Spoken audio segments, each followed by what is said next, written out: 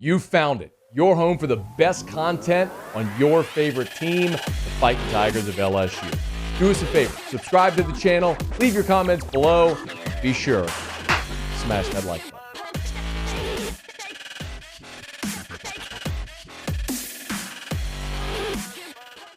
Earlier today, the LSU football Twitter puts out this graphic for the SWAT team captains. SWAT is an acronym which stands for Summer Workout Accountability Teams. Okay. It's hokey, just like any other slogan or whatever, but if you're trying to generate some type of uniformity and camaraderie, whatever works, fine. Slap it on a t-shirt, put it on the wall. If it's something that your team can use as a rallying cry or rallying point, okay. That's not really what I'm interested in. What I'm interested in are the names. LSU listed 13 players as their SWAT team captains. So again, Summer Workout Accountability Teams. I have no idea what that is, but my guess is the name is pretty self-explanatory. These are the players on the team that are going to hold other players accountable during summer workouts. They are. And see if when I read through these names, the same thing clicks for you that did for me. Jack Besh, Bernard-Converse, Miles Brennan, Greg Brooks, Joe Fouché, Garrett Dellinger, Jay Bramblett, Miles Frazier, Evan Francione, Mekhi Gardner, Mike Jones, Josh Williams, and Mekhi Wingo. You want to know the most impressive part of that list?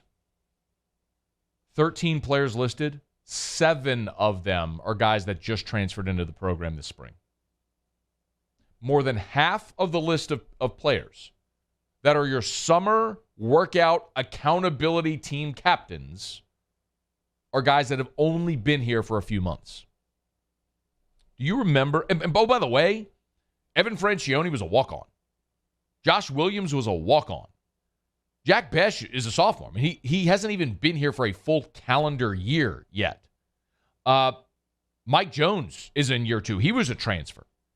The one guy that's really been around, Jay Bramblett, he's the punter. He's not even here. He didn't even go through spring football. He's finished up the semester at Notre Dame.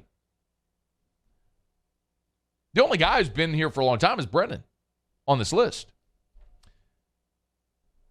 When Brian Kelly was hired, the day he was introduced, he was asked about discipline. This is what he said. Yeah, our discipline will be self-discipline. Our players will be self-disciplined, and that's will be the backbone of this program. They'll be accountable. The players will hold each other to a high standard, and that will be pervasive within the program. If I've got to lead them around by the hand every day, we'll have good days and we'll have bad days. And that might be a little bit of it as we get going here, but this football team will have self-discipline, and they'll have accountability. They'll have trust in each other, and that will be what you'll see from this football team as we continue to build. It's abstract lip service the day the coach is hired, but when you start to see it manifest, you realize he's putting action behind what he said the day he was hired. Look, the draft proved LSU's talent level, didn't it? You had 10 guys picked from a team that went 6 and 7. You had the second most players taken in the draft. And the team went 6 and 7. The talent level isn't the problem. Coaching and leadership and continuity and all those things that are intangible, that's what's been missing, obviously.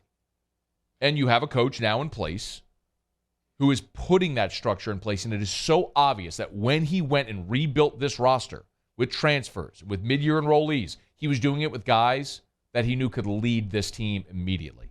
It's a great sign of what's to come in the immediate and long-term future. Hey, thanks so much for watching. Please leave your comments. I love to interact. And be sure to hit the red subscribe button below.